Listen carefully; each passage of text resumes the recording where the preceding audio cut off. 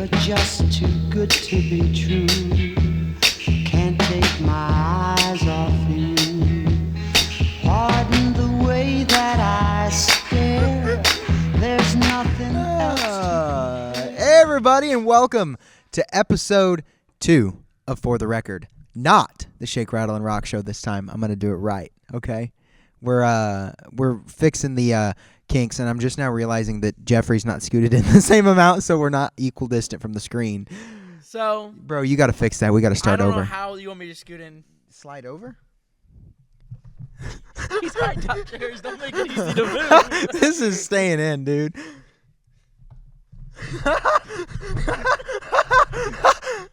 These don't move too well, Tyler. All right, everybody. Welcome to episode 2 of For the Record. Today, we have a lineup of exciting news and topics and things to talk about, aside from the fact that Jerry just jumped around in his chair for a little bit. That was really funny. So, yeah, we did just come back from Branson, St. Dean's show, so you guys will hear more about that. You hear more about the Elvis festivals that just finished, up and coming, and what's left around. So, tons of exciting things that are coming up here. So, we are gonna. Sorry, as we do the show more and more, we're trying to fine-tune certain things. So this is a new way of doing it, so Jeffrey doesn't have a box over his face the whole time, and the quality's a little better. But anyway. As you can tell, we're also in a new place today. Yes. We're not in the basement, so. We are in a new place. This is, this could have been my artifact. It's not an artifact. But we are right now currently on the stage that the very first show we ever put together took place. It was right here, actually. It was the Elvis show. The Elvis show. Which actually would be in 7 days in 2023. You're right. Isn't that kind of crazy to think about? April 28th of 2023. A day that will go down in history as the beginning of what turned out. An Amazon jumpsuit with black dress shoes to a full Christmas production with, what do we have, 6 horns? Yep, 5. 5 horns? 5 horns. Yeah, we had 5 horns and a full thing. But this stage is where all of that took place, so it's actually kind of cool. Yeah. I actually kind of forgot about that. So, yeah, that's what we're doing. We're on that stage right now. Right now. It is happening live right now. All right. So first thing that we're gonna rip it up is hang on. I'm having technical difficulties per usual. I'm just kidding. All right. So as we did last week and we're gonna continue to do is our album of the week. My album this week is Frankie Valli Solo from 1967. This would have been 7 years into what would have been the Four Seasons career. They started in 1960. The reason I chose this album this week is because at here local in our area, we have this place called New Theater and Restaurant, and they have a show running right now called Jersey Boys. If you've never seen the musical, I highly suggest you check it out. It's really good. It was incredible. Their Frankie Vallis were on fire, and so I picked this song because it sounded really cool live with the horns. It was really neat. So I picked this song from this album. Then you talk about yours, right? Yeah. And then now Jeff's got a new album this week, which is pretty fire. I would like to think so. So none of us have our records on us on hand. Since we're in the new location, getting everything together is a little bit more of a challenge. But my record for the week is going to be from Elvis in Memphis. So this is 1969. This is, I believe, the first album right after the comeback special. I thought you did Back in Memphis. Yeah, I put the wrong title down. I realized that as I was clicking through. Okay, got it. This is widely considered by a lot of people to be one of the best Elvis records of all time. It's got tons of great songs: Kentucky Rain, Suspicious Minds, In the Ghetto. My personal favorite off this album is Long Black Limousine. Yep. I think it's a very underrated song. I think it's got a great message. To tell you the truth, I think it's really only a message that maybe Elvis could portray in a studio with a mic hanging in his face. Yeah. So, and you'll hear that song at the end of the episode as we close it out. But that album is it's really good. That's a very good album. It is rated though. If you look up certain lists of best Elvis albums of all time, it is on there as it is sometimes considered number 1. Sometimes I think people's rankings of Elvis albums are a little whack, but yeah. So I believe this is actually what he recorded at the American Sound Studio, right? No, yes and no. Some of that is American Sound. Some of it is from '68. The reason I don't remember the story as to why they put Elvis in 1968 on the cover, but I know they. I don't remember why they did that. But the opening production number, production number, Trouble Guitar Man, with the Hagstrom on it. So, yes, very very great album. Yeah, it is. It's fire. Yeah, fire. I absolutely love it. Disco so we're gonna Inferno. jump right in now to these show updates. So as we were filming the last one, the contest that was happening was the Niagara Falls Elvis Festival. Yep. So those results finished. I mean, while we were wrapping up the last episode, while we were filming, and Ted Torres actually ended up winning the competition. So he will go and he will now compete in the Ultimate, representing Niagara Falls. Matt Shank, which is cool because Ted didn't make it last year, did he? He did not. No, he didn't. He came in second or third. Second, I believe it was second. Yeah, because Logan was third. Who won? Radney. Radney. Yeah, because won. Logan came in. I believe Logan came in third, but he was very close to making it last year in the Last Chance contest, and just got over. I mean, he got over that over the little bump, which is awesome. Ted Torres is phenomenal. I just recently he just did his first gig with Whiskey Train. I was gonna say Mystery Train. He did his first gig with Whiskey Train. I gotta say, I absolutely love that song. Jesus Drank Wine sounds phenomenal. Yeah, that is a really good song, and I hope to hear more from him in the future in his band because I think it sounded good. It was a good song. It was neat. It was new. Honestly, I thought that song already existed. It did. I believe he actually covered it. But I can't find it on Apple Music anywhere. Really? Like, Jesus Drank Wine does not exist anywhere else. Like, is this a Mandela effect? Like, I swear Jesus Drank Wine was a thing. Or was it just a saying? I don't know. I'm going to be honest. I thought somebody else maybe... I thought it was already a song, but I couldn't find any other version because I went to look it up to hear who did it first, and I couldn't find it.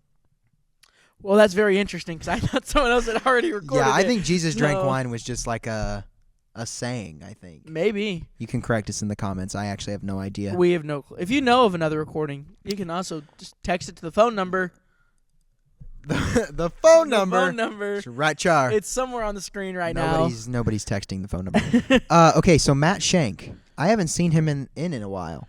I haven't seen Matt Shank in a while either. I haven't seen him in a lot of the contests either. Jimmy Holmes did it for him. He was like, you know what? Jimmy's coming back. I'm coming back. Matt Shank came in second, and then TC Memphis came in third. Matt Shank, I think this is probably the highest honor I think that you can get at any of these prelim festivals. Won the People's Choice Award. So, obviously the judges decide who's the winner. Right. But at the end of the day, people still want their vote on who they think was the best. And so I think earning the People's Choice Award I think it's a big deal. I mean, it means people thought that you were great, that they thought you should have won. Now, unfortunately, that doesn't always mean that you did win the contest. Right. But I think it's always I just think it's an awesome honor to be able to, if to win a People's Choice Award, it's a big deal. Yeah, that's really cool. So that was Niagara. And then coming up here, we have a few more preliminaries as we head towards August for the Ultimate and Elvis Week. Next weekend, we will be partially attending Branson Elvis Festival, which includes the Ultimate, and then Sean Clush is one of the headliners. And then we have, of course, Dean Z at 2 o'clock on that Friday, which we will be attending, which we will include in next week's episode. We'll be there that Friday, and then we will be back on Sunday to watch the finals for the contest. Yes. So there's only 8 contests remaining until the Ultimate contest. I mean, it's right around the corner. They're all happening boom, boom, boom, but there's only 4 in America left. The rest of them are all the international ones. So we have Branson Elvis Festival is coming up. Then it's Vegas. Then they're going to Australia. Tupelo, which is probably one of the biggest Elvis festivals around. Tupelo is a big deal to win, a very big deal to win. Yeah. Then they're going to the UK for the Nova Festival. They're going to Penticton. Thank you. I was going to call it Pentagon. The Pentagon Elvis Festival. Penticton and Canada. Then they're going to Norway for the Norwegian Festival, and then Last Chance, which is the weekend of Elvis Week. Yeah, it's that Thursday, or it's that Which, Thursday. That was the one that I was in last year. It's very interesting because we actually Radney ended up winning that contest, and so we're back all at the guest house. We're in the lobby, and Cody's having him fill out. What'd you do? And so Cody's having him fill out paperwork as we're going, picking his songs for the finals, which started not the next day but the day after, I believe, right? I mean, within 36 hours. The semifinal round would have been the next day or the day after. And within 36 hours, he was on stage competing again. So it's very impressive. It's a fun contest. But it's definitely more challenging than others because you have less time to prepare. Less time to prepare for the ultimate. But at the same time, if you maybe it's the only contest you did the entire year. Tons of guys competed in that contest. It's loaded with powerhouses. It really is. Yeah, it's got those ones that that could very easily make anybody really could win that contest. And it does come with some big names. I think I think it's going to be interesting to watch the evolution of as people start to win. As we get older, is it going to become? I feel like it might become easier to win. Because then as you start to get because Ted's on his way through, Alex Mitchell's still trying to make his way through, Radney's still making his way through. There are still some big names coming through, but then of course you have Logan Ramey. That kid's insane. Logan. Yeah, Logie, and Austin Luke, Irby. Logie. Logan, sorry. I was we know him on a new level now. Logie and Lukey. Logan and Luke. Logan Ramey and Luke Barnhart, they're also really good. They're chugging their way through this. Austin Irby. Austin's incredible. Oh God, what's his name? This isn't Bobby Allen? Bobby, yes, Bobby. Which his dad's actually the Neil Diamond tribute in Branson. Which his dad's phenomenal. His dad is It's phenomenal. so much fun. He's so much fun to watch. Bobby, I absolutely love Bobby. Bobby gave me a scarf whenever I was in Memphis. He said, "Here, you need this more than I do." So he gave it to me. I was sweating so bad. And he meant it. He did. But I wouldn't say necessarily easier. I just recently actually watched Cody's podcast with Ryan Pelton, which phenomenal, by the way. I love the ETA files. I think they're great. I think it's a great show. And like Cody said, it doesn't really just happen. I mean, you have to put in the hours and hours and hours of work. Right. Anybody that wins this contest, I mean, Luke is let's take Luke Barnhart for example. Luke is probably the best on record session guy out there right now. Yeah. And that has taken hours of practice and guitar playing because he plays he can really play, of guitar playing and everything. And Logan, so phenomenal at the 70s, but you don't really see too many 50s out of him. You have to put in, hours and hours and hours of these kids chugging along. But of course, you have other kids you still haven't competed.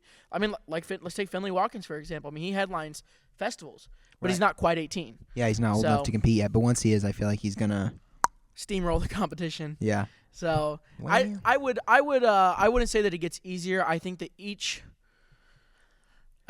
group comes through. We are just the next generation, though. That's all we really it's just are. like Dean with being the guys he was with. We're that next group. If anything, it should become harder because now we have Elvis and we have the standards, of these guys for ETAs.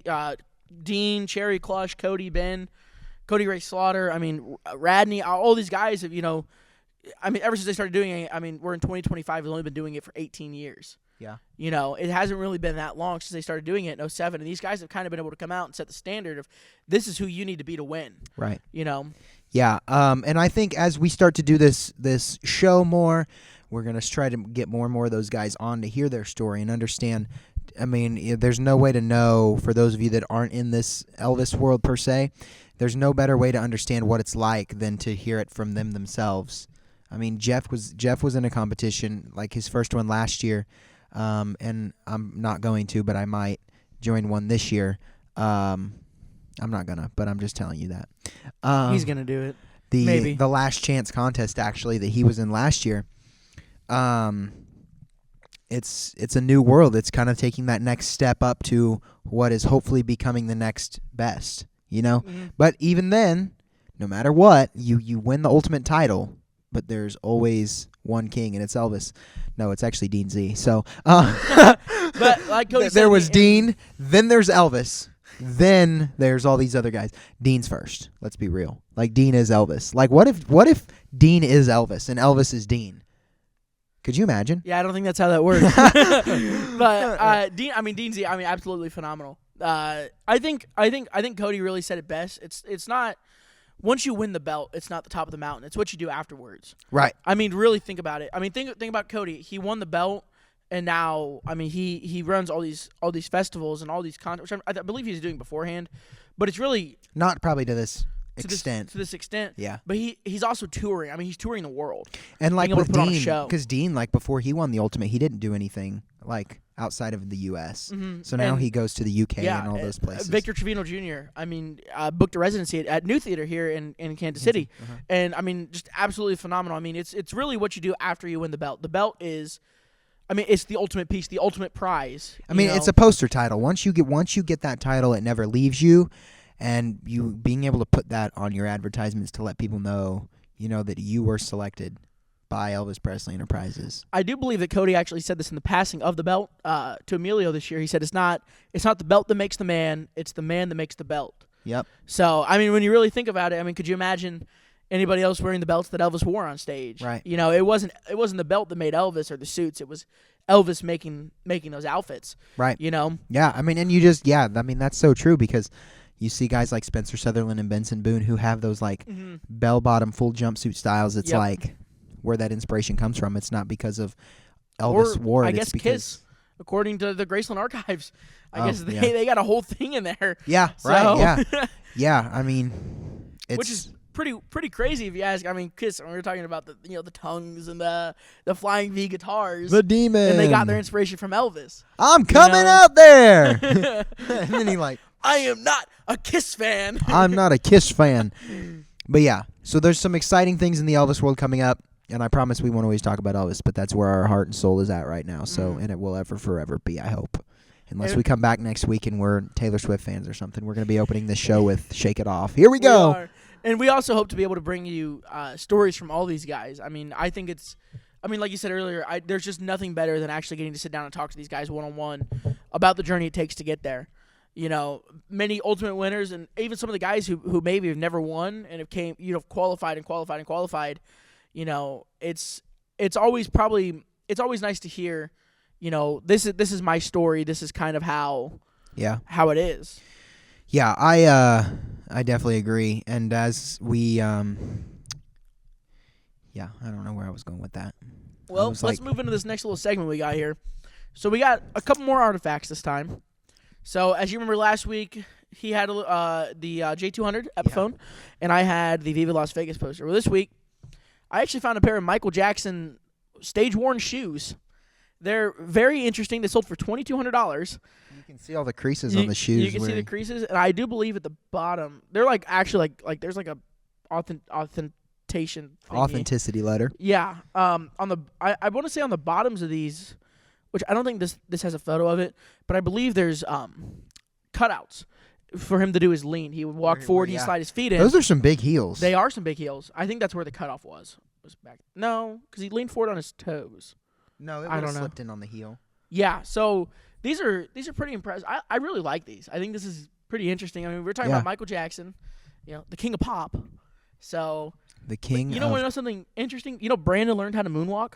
Oh, really? Yeah, he sent me a video of it. It was actually really cool. Sweet. He looked like he was walking on cheese. It was crazy. Walking on cheese, baby. We ain't walking on sunshine. We are walking on cheese. Yeah, that's pretty neat. Yeah, you can see the creases on the shoes. It's like a jazz shoe with. I'm gonna buy them. No, they were sold for $22.69. Mm-hmm. $22.69. Yeah, $2.26. Now there's a button on this website to sell a similar item. If anybody else is selling Michael Jackson personally worn stage shoes, go to this website www.rauction.com. Sell something similar, and I'll buy them from you. He won't. Don't put them on there. That's so fun. Sell a similar item. Yeah, because I just happen to have Michael Jackson stage shoes. Okay, so what I do happen to have, Vajerv over here found it. I don't have any artifacts. I absolutely love this artifact. I think it's the coolest thing ever. This is the coolest thing ever. And if you have one of these, you should sell it too. This is an extremely rare 1961 concert set list and autograph from the King, Charles from the Third. He from Elvis.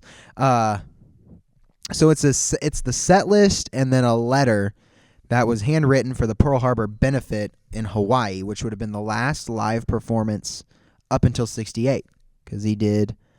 We were at Red Robin talking about this the other day. We were. What about it though? The jacket, gold lame. We were talking about when he wore the gold lame. Yeah, which he didn't wear the gold lame there. He wore the Gary something. Pepper 10.5-inch jacket.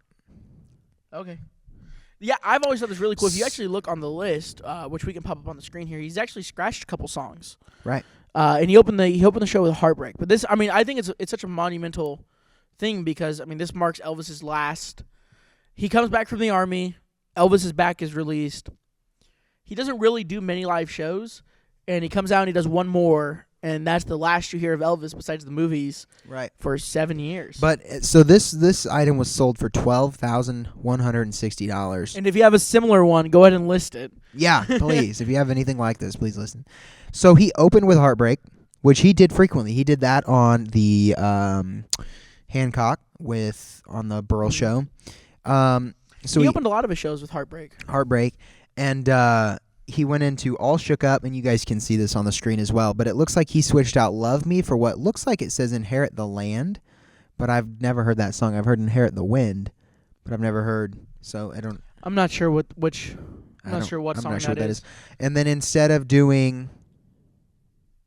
Oh, I think he just moved. He moved I Need Your Love Tonight down one, and he did Reconsider Baby. Yep, Reconsider.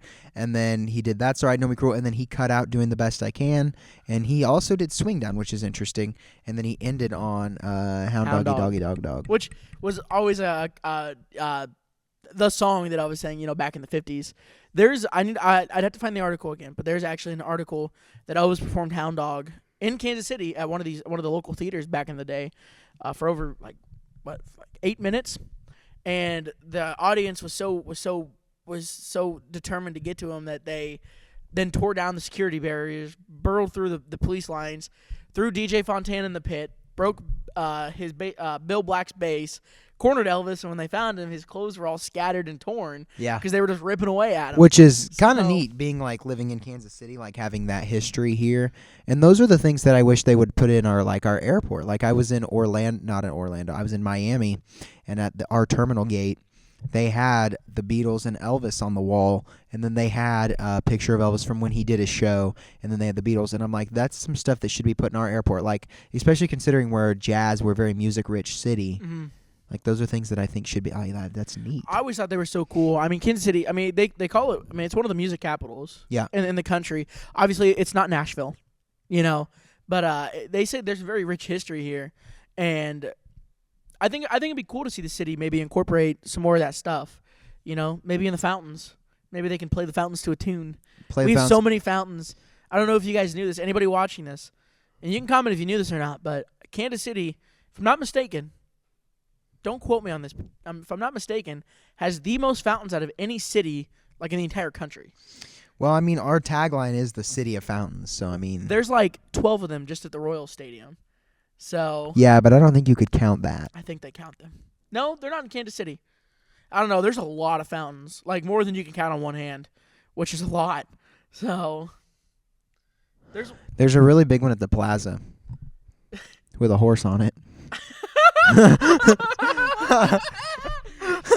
You can look at the horse fountain while you go eat a Fogo de Chao and get the meat sweats. I mean, it's all inclusive here in Kansas City. Don't be surprised if you hear a few pop-pops too. You are at the Plaza, so stuff needs to get a little bit sketchy down there. That's why everything closes at 7, Tyler. Yeah, you're right. Oh boy, that's good stuff. And while you're at it, if you could donate to the guy on the bridge, that would be phenomenal. He keeps asking me. Hey, got any dollar in there? Got any dollar in there? I need dollar. I'm not making fun of homeless people, I promise. Okay, let's maybe move just on to the next segment here, Tyler. All right, our next segment is rating homeless people in Kansas City. We're going to throw up a picture, and you have to rate. You have to rate. I'm totally kidding. Our next segment is music news, and I just threw this on here because I thought of it as we were making this because we made this in spur of the moment. But if you have been on TikTok or whatever, Spotify, YouTube, whatever you listen to music on, I don't know. Facebook, Twitter, whatever. There's this new up-and-coming rockabilly-esque band called High Street. And it's 3 guys, and they do really cool covers, and then they just came out with originals, and they just released the first pressing of their new album, Welcome to High Street, which I just got in the mail today. I think somebody's about to walk in. That's what I'm like, hey! It's about to be live.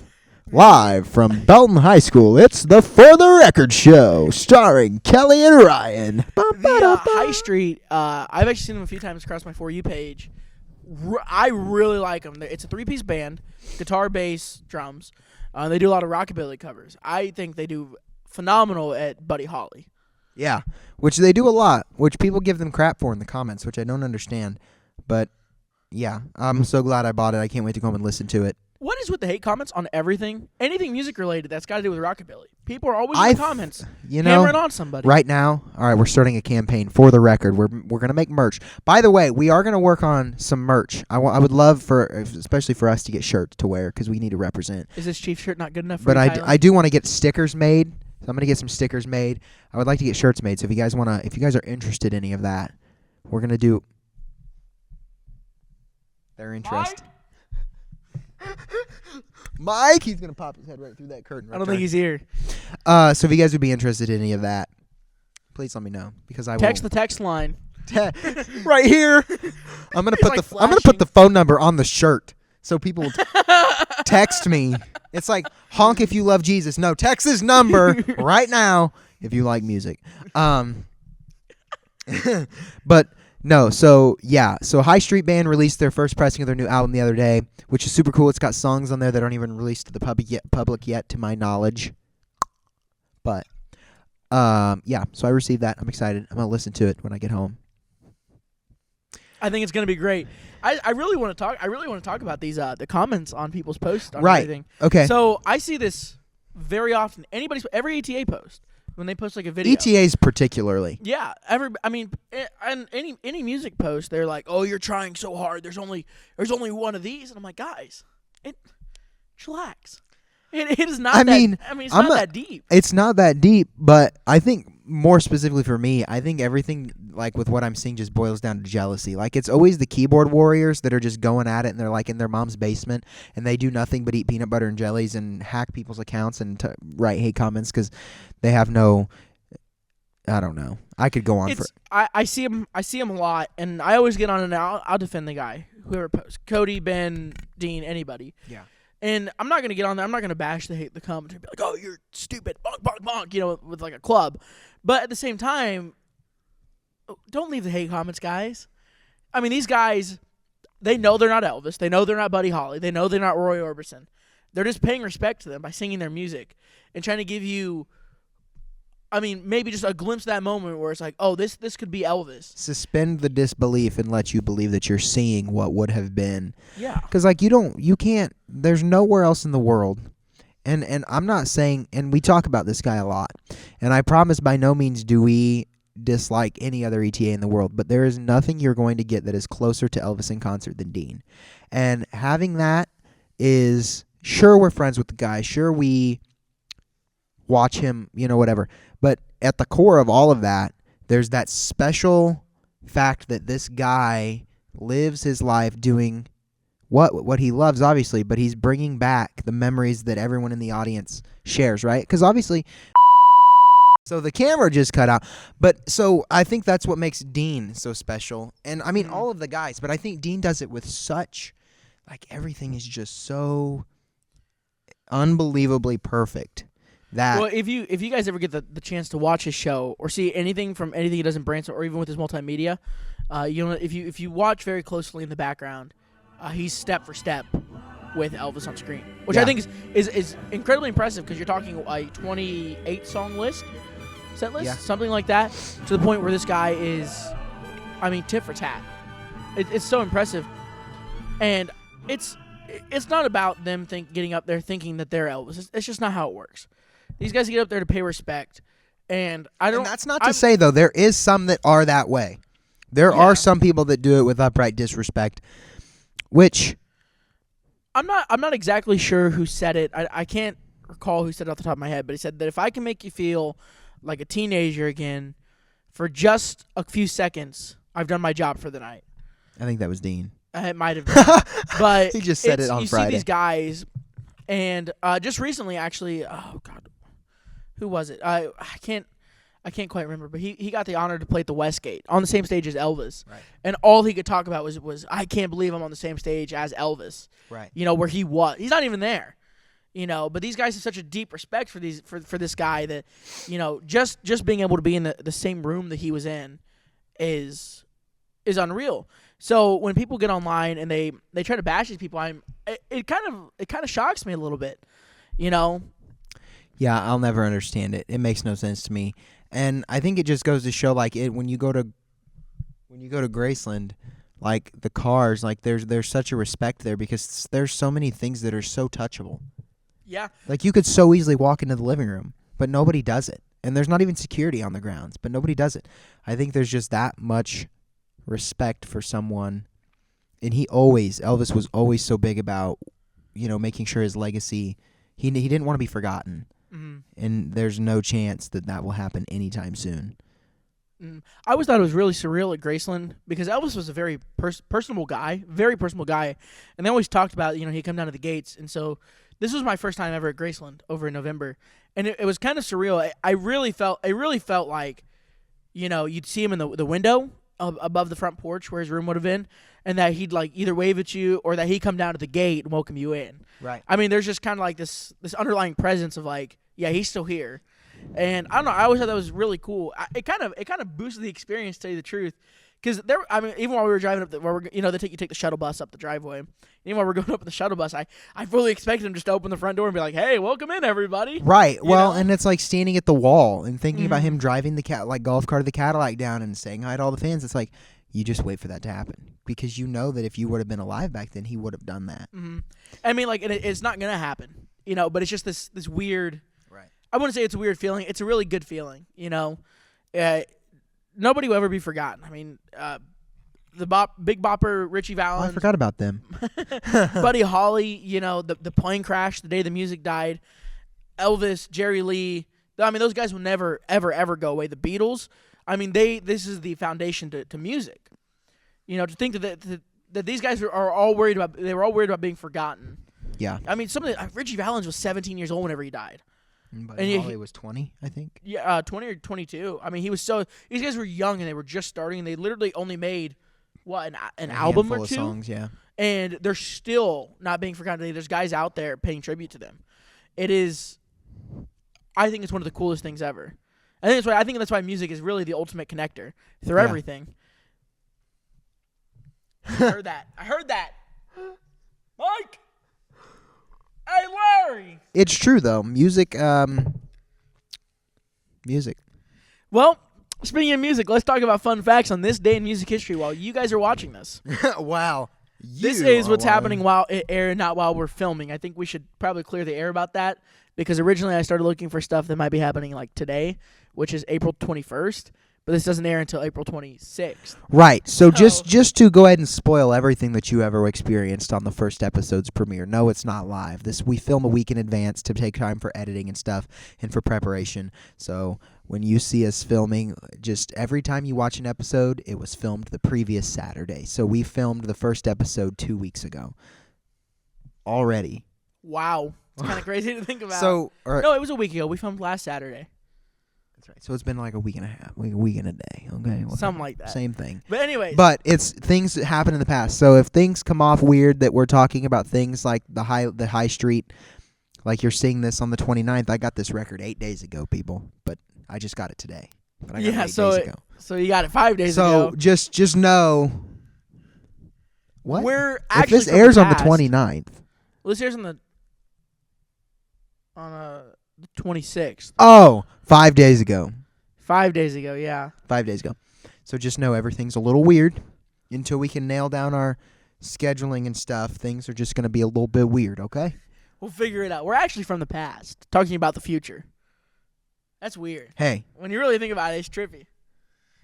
Let's talk about this day in music history. You hit the first one here, Tyler. All right, so I dug this one up. In 1960, it was 34 degrees, and it was sunny. With a slight overcast. With a slight overcast and a cumulonimbus in the air. And Colonel's finger in Elvis's rear. They began filming. You don't even have a son of a bitch. You are fired. Fire!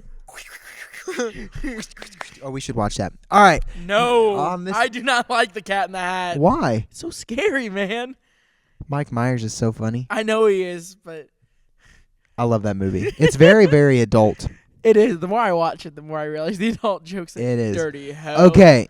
Huh? And he's like dirty hoe, and he's got the garden hoe next to him. Yeah. And he drops it. I'm sorry, baby. I never talked to you like that. That movie is pretty comical.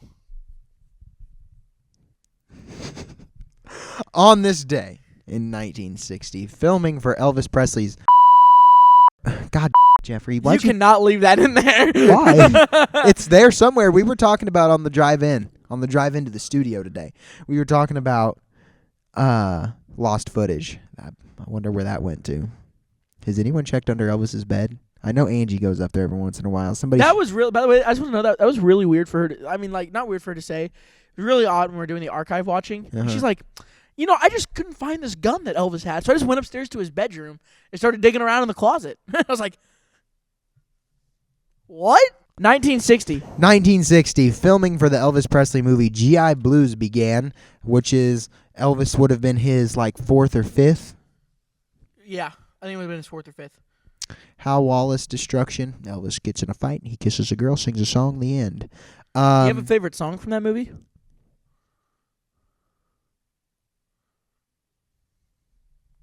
No. I would say G.I. Blues, but that's a little too cliche. I would say I got to look up the album now. I like Shopping Around. There's one song on the album that I really like, and I can't think of it. I actually just listened to this album the other day. Hang on. Well, you can do anything. Oh, What She Really Like is really good. That's a good album. Tonight Is So Right for Love, and Blue Suede Shoes. That's a good. I mean, it's a good version of it. Beatles attended the 28th birthday party for Roy Orbison. Can you believe that? No, He lived to be 20. Roy Orbison, Yeah. 28. Nuh-uh. It's his 28th birthday. Oh, Is he still alive? no. When did he die? Last week.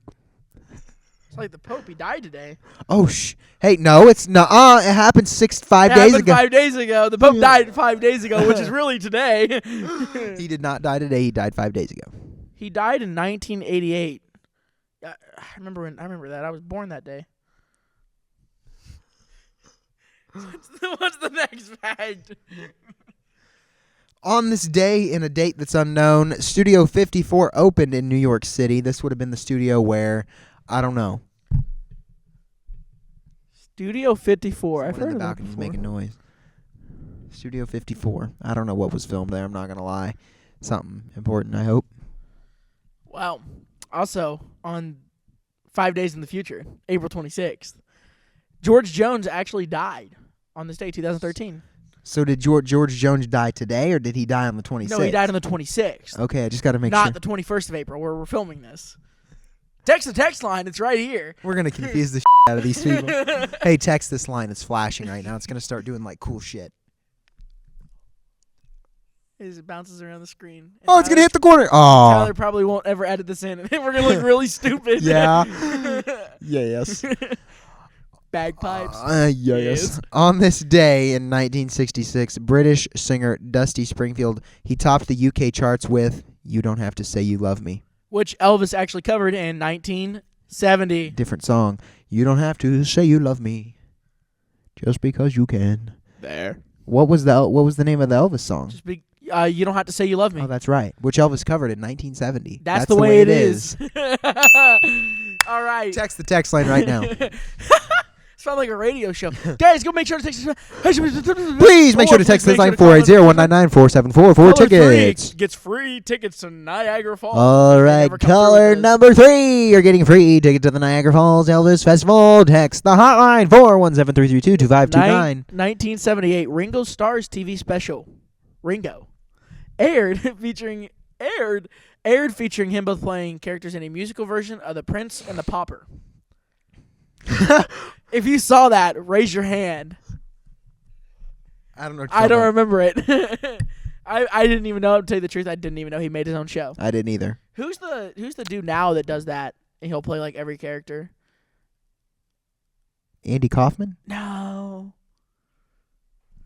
Andy Kaufman was actually Elvis's favorite impersonation ever. Really? What about what's his name? Charlie. Charlie Puth. He's all right. No, not Charlie. Hang on, watch. Puth. Hang on. I'm gonna pitch this down. I can make a song out of this one. No, the silent actor that we saw at the Wax Museum, Charlie Hodge. Charlie Chaplin. Charlie Chaplin. Charlie Hodge. I couldn't think of his name. All right. So, concluding thoughts on next week's episode here, Tyler. So, He's my general flunky.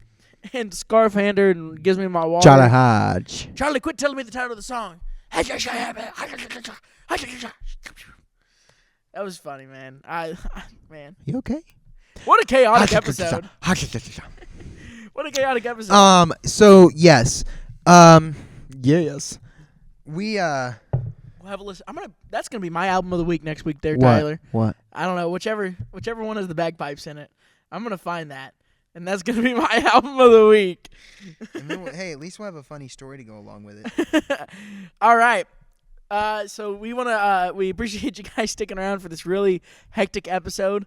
If you guys have anything to say, if you have new segments, albums that you'd like us to feature, text it in on the text line, wherever it is now. Hey, it could it's be been up flashing here. for like the last 10 minutes. Like backwards. It's just been there. It could be over him. It's never left the screen, actually.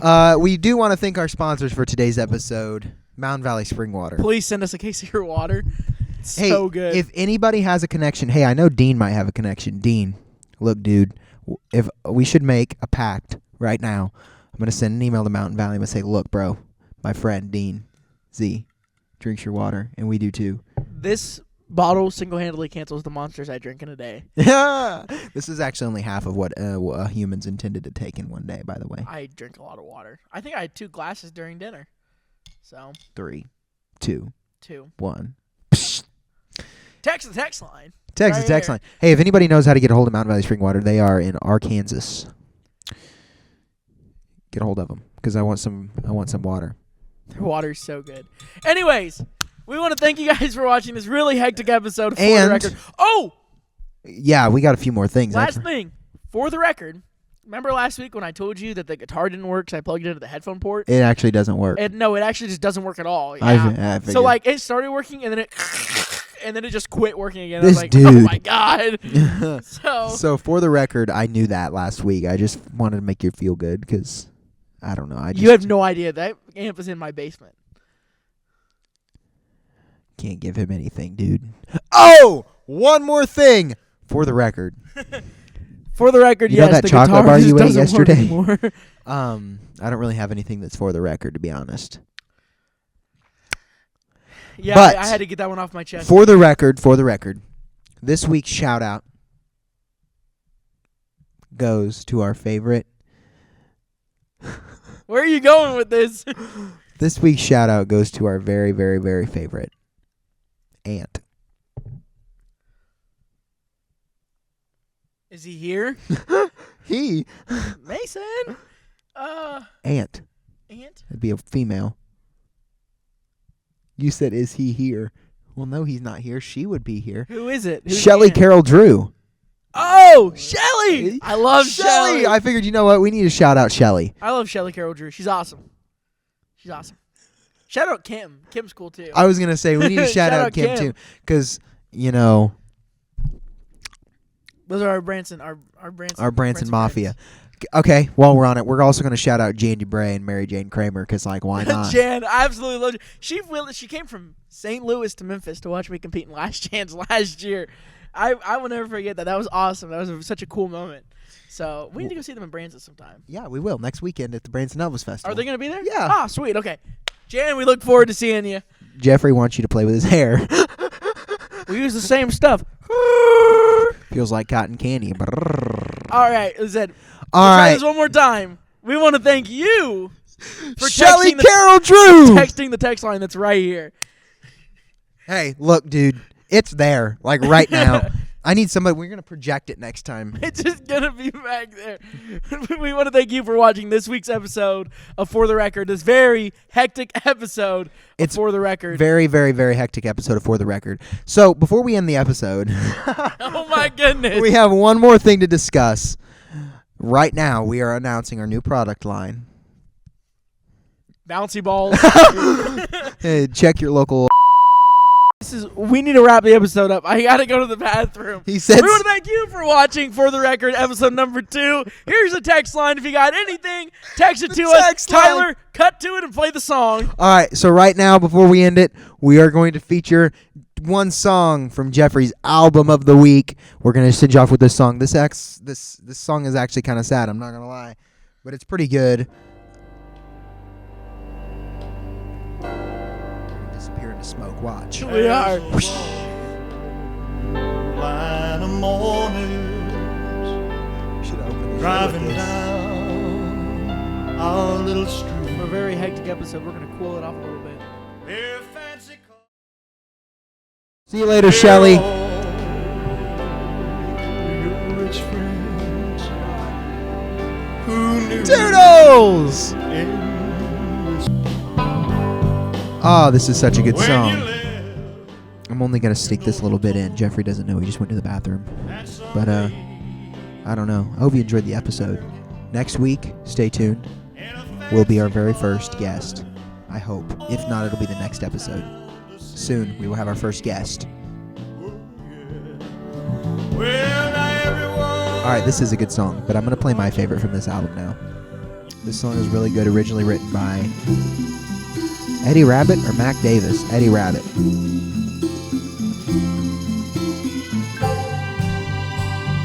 7 lonely days and a dozen towns ago.